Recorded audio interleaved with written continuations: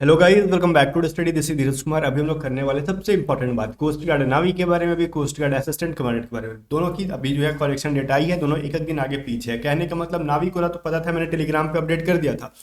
11 से लेके 13 तक आपका, 11 मार्च से लेके 13 मार्च तक आपका करेक्शन डेट है। शाम के 5:30 बजे तक जनरली रहता है उनका। ओके, अब मैं जो बताने वाला हूँ आपका आ गया है, सॉरी शाम के 5:30 बजे नहीं, शायद 11 बजे तक था उनका। फिर से अदरवाइज मेरे को बाद में बोलोगे कि सर आपने गलत बता दिया। 13 मार्च के 11 बजे तक सुबह है, 5:30 बजे तक नहीं है।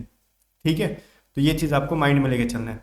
और कोस्ट गार्ड असिस्टेंट कमांडेंट का जो ईमेल आ गया है, नोटिफिकेशन मतलब मैसेज भी आ गया है। ये 14 मार्च के सुबह 11 बजे तक ही अपना दे रहे हैं। मतलब आपका 12 मार्च से लेकर 14 मार्च तक सुबह आपका करेक्शन डेट है। ओके ना, तो ये चीज़ मैंने आपको क्लियर कर दिया। तो शाम के 5:30 बजे का वेट मत कर देना, यहाँ पे लिखा है 13 मार्च 11 बजे तक। कोस्ट गार्ड नाविक जीडी वाला, ठीक है। तो दोनों का मैंने बता दिया। अब जाओ, जिसको प्रॉब्लम लगता है आप करेक्शन करो। अब सबसे बड़ा इशू है ना कि किसी किसी के नाम के आगे बच्चे बोल रहे हैं ना कि हमारे नाम के आगे मिस्टर लग गया है। तो भाई क्या दिक्कत हो गया है? मिस्टर लग गया है तो कोई बहुत बड़ी प्रॉब्लम नहीं है। मिस्टर लग गया है तो वो ऑटोमेटिकली दे ही रहे हैं सबको। मैंने भी कोस्ट गार्ड असिस्टेंट कमांडेंट का फिर से भरा इस बार। उसके आगे भी मिस्टर लगाना पड़ा मेरे को। वो ऑप्शन दे रहे कि आप चूज करो। ठीक है, तो लगाना पड़ा तो क्या दिक्कत है भाई? मिस्टर सबका लगा होगा, आप इकलौते इंसान नहीं हो जो आपका लगा है, सबका लगा है, तो इसके लिए टेंशन मत लो। और भी बहुत सारी बातें मैं बताने वाला हूँ इसके अंदर, किसका किसका करेक्शन डेट के अंदर क्या क्या हम करेक्ट कर सकते हैं। और ये जिसको में मैसेज आया है उसके बारे में, और किसी क्या क्या रिजेक्ट हुआ है या फिर क्या डाउट है, वो सब चीज़ें मैं यहाँ पे आपको बताऊंगा। बट उससे पहले इंपॉर्टेंट मतलब कहते हैं ना कि इंपॉर्टेंट चीज़ें मैं बता देता हूँ अपने बैचेस से रिलेटेड आपको।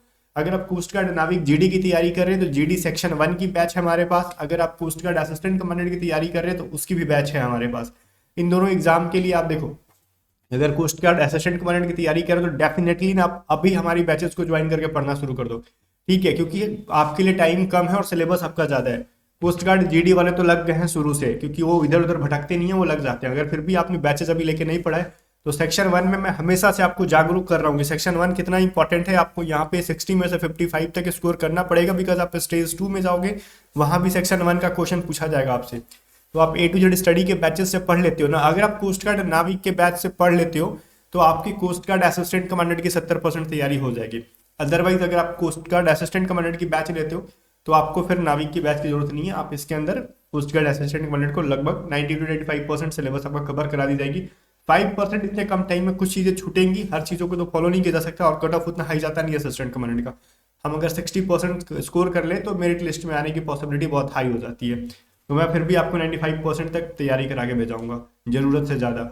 ओके, तो इन दोनों बैचेस को आपको ज्वाइन करना है तो डिस्क्रिप्शन में हमारे A to Z study app का लिंक है, डाउनलोड कर लो और वहाँ पे बैचेस को ज्वाइन करो।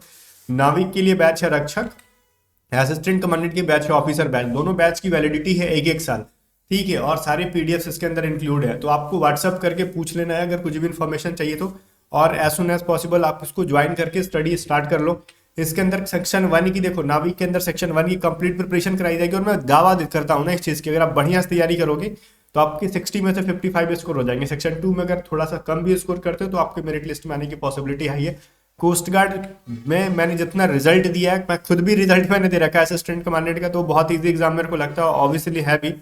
और मैंने बहुत सारे बच्चों को ना अपने नाविक बैच में कितनों का सिलेक्शन हो गया और नाविक का कितनों का रिजल्ट अभी आने वाला है मेरिट लिस्ट, तब हम लोग तांडव दिखाएंगे। पूरे यूट्यूब पे सबसे ज्यादा रिजल्ट देता है A to Z study coast guard के मामले में। ठीक है, तो आप ट्रस्ट के साथ पढ़ सकते हो। अब मैं बताता हूँ आपको क्या क्या इन्फॉर्मेशन इसके अंदर एडिट हो रही है। पहला जो आपका डाउट था ना कि सबसे पहले सर हमारा ना मैसेज नहीं आया, हमारा सर मेल कोई नहीं आया। ठीक है, मतलब बच्चे कह रहे हैं सर हमारा ईमेल नहीं आया है, ठीक है, ना ही हमारा कोई एसएमएस के थ्रू बताया गया, तो इसका मतलब क्या हमारा फॉर्म रिजेक्ट हो गया? तो नहीं भैया, आपका फॉर्म रिजेक्ट नहीं है। इसका मतलब है कि आपका वो आपका मैसेज देखो, वो जनरली सबको भेज देते हैं तो आप तक पहुंचा नहीं है, कुछ भी सर्वर वर्वर की इशू की वजह से। तो उसको आप ये टेंशन मत लो, आप अपना लॉगिन करो वेबसाइट पे जाके आराम से। अपने कोस्ट गार्ड नाविक की भरी हो चाहे असिस्टेंट कमांडेंट का भरा, तो आपको लॉगिन करना है। लॉगिन करने के बाद अपना चेक करना है कि, या फिर आप बिना लॉगिन किए अगर आपने फॉर्म फिलअप को प्रीव्यू मिला है ना, अगर आपको कैफे से कराया होगा तो प्रीव्यू को पूरा पढ़ो। ठीक है, प्रीव्यू पढ़ने के बाद आपको दिख जाएगा कि इसमें कुछ एरर है तो जाके उसको सुधार लो।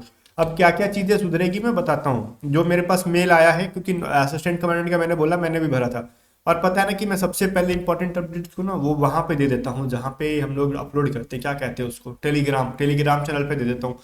यूट्यूब पे बताने से पहले टेलीग्राम को ज्वाइन कर लो, @A to Z स्टडी आप सर्च करोगे तो। यहाँ पे क्या है ना, सबसे पहले मेरे मेल के अंदर मैं स्क्रीनशॉट तो नहीं दिखा पा रहा हूँ बिकॉज फोन में आया है मेल, मेरे वो वाला मेल लैपटॉप में लॉगिन नहीं है, तो ट्रांसफर करने का थोड़ा सा इशू आएगा। तो इसमें बोल रहे हैं पर्सनल इन्फॉर्मेशन, अगर कोई चीज़ आपको एडिट करना है यू कैन एडिट, ठीक है। फिर कह रहे हैं आपको अगर एजुकेशनल क्वालिफिकेशन में आपका लग रहा है कि आपने कुछ गलत इन्फॉर्मेशन दे दिया है तो आप उसको एडिट कर सकते हो। फिर ये कह रहे हैं ना कि अगर आपने सिग्नेचर या फिर फोटो या फिर थंब में अगर आपने कुछ एरर कर रखा है तो वो फिर से आप री अपलोड कर सकते हो, कोई इशू नहीं है। अगर आपने मान लो आपका कहते हैं ना उसको लाइव इमेज का, इस बार था लाइव लाइव फोटो का सीन था कि लाइव फोटो आपको अपलोड करनी है, अगर लाइव फोटो में आपने कुछ गड़बड़ कर रखी है, ठीक है, आपका क्लियर नहीं आया, विजिबल नहीं आया, दोनों कान दिख नहीं रहे, तो फिर से लाइव फोटो को अपलोड कर सकते हो, ठीक है। तो ध्यान से सुनना, नाविक वाले 13 मार्च के सुबह 11 बजे से पहले आप इस काम को कंप्लीट कर लो। मेरा थोड़ा सा गला फंस रहा है, 1 मिनट रुको, बहुत सारी क्लासेस कराते रहने से ये होता है इशू। और असिस्टेंट कमांडेंट वाले जो है आपका 12 मार्च से लेके 12 मार्च को लेके और आपका 14 मार्च तक आपका डेट है 11 बजे सुबह तक। तो ये सारी चीज़ों को जाओ। और मैं एक चीज़ बोलता हूँ, डायरेक्टली ना लॉगिन करके एडिट मत करने लगना, ठीक है। आपको सबसे पहले अपने फॉर्म फिलअप किया तो ऑब्वियस चीज़ आपने प्रिंट ली होगी उसकी, या तो प्रिंट आपने पीडीएफ फॉर्म में लिया होगा या फिर आपको पेपर पे आपको कैफे वाले ने प्रिंट करके दे रखा होगा। आप उसको ना प्रॉपर तरीके से पढ़ो, ओके। आप जब प्रॉपर तरीके से उसको पढ़ोगे तो आपको समझ में आ जाएगा कि हाँ उसमें कुछ एरर है या नहीं है। एरर जब नहीं है तो जबरदस्ती का लॉगिन करके आपको अमेंडमेंट करने की जरूरत नहीं है। जिसका सब कुछ सही है उनको रहने दो, आपका एडमिट कार्ड आ जाएगा। जिसका कोई चीज़ है, जो चीज़ें मैंने नहीं बताई आपको, जो चीज़ें मैंने बताई जस्ट कि आपको पर्सनल इन्फॉर्मेशन में कुछ गलत कर रखा है, नाम वाम में कुछ गलत है, क्वालिफिकेशन इन्फॉर्मेशन में कुछ गलत है, ठीक है, या फिर किसी ने सिग्नेचर थंब और फोटो गलत अपलोड कर रखा है, या फिर लाइव फोटो नहीं आ रखा है, इन सब में अगर कोई चीज़ एरर है तब जाके करो, अदरवाइज आप उनको रहन दो, ओके। तो इसमें बहुत ज़्यादा कोई इशू नहीं है।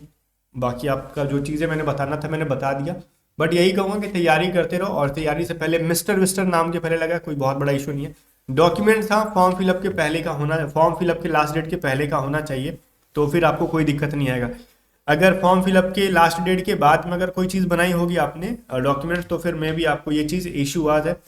बट फिर भी कोई इशू नहीं है बहुत बड़ा, मतलब डॉक्यूमेंट में तो इशू है, बाकी नाम मतलब ये कहते हैं ना कि ठीक है जैसे फॉर्म फिलअप के पहले आपने बना रखा है वो थोड़ा सा ज़्यादा ओल्ड भी है, वो आपने अपलोड कर दिया तो उससे कोई ज़्यादा मैटर नहीं करता, खाली उसके ऊपर मतलब कोई एक्सपायरी डेट नहीं होना चाहिए, ओके। बाकी जाने से पहले फिर से मैं बैचेस के बारे में बता दूँ आपको। ये सारे बैचेस आपके नज़र के सामने, और जिगर नज़र के सामने तो भी है तो जिगर के पास भी कर लो, ऐप को डाउनलोड करो और इन बैचेस को ज्वाइन करके प्रिपरेशन स्टार्ट कर दो। बिकॉज ये बैच मैं आपको गारंटी दे रहा हूँ, कोस्ट गार्ड असिस्टेंट कमांडेंट की बैच में आपको हिंदी इंग्लिश दोनों में पढ़ाऊंगा। भले पेपर आपका इंग्लिश में हो, लेकिन आपको बहुत डायरेक्टली मैं इंग्लिश में पढ़ा दूँ तो समझ में नहीं आएगा, तो मैंने हिंदी इंग्लिश दोनों में पढ़ाया है ताकि आपके पेपर जब मैं मॉक वगैरह दूंगा तो आपको एक्सप्लेन भी कर दूंगा कि वहाँ पे किस तरीके से करना है। इस बैच में मैं गारंटी देता हूँ कि जो पढ़ लेगा असिस्टेंट कमांडेंट की वो फोड़ कर ही आएगा, बिकॉज मैं बहुत ही बेसिक लेवल से पढ़ा रहा हूँ, और नाविक के अंदर सेक्शन 1 को वो फोड़ कर आएगा, बहुत ही बेसिक से मैंने पढ़ा रखा है, ठीक है। बाकी ट्रस्ट की बात है, बाकी मैंने अपनी रिजल्ट तो पहले भी देखा रखी है, कैट असिस्टेंट कमांडेंट सीपीयू वगैरह क्रैक कर रखा है, ठीक है।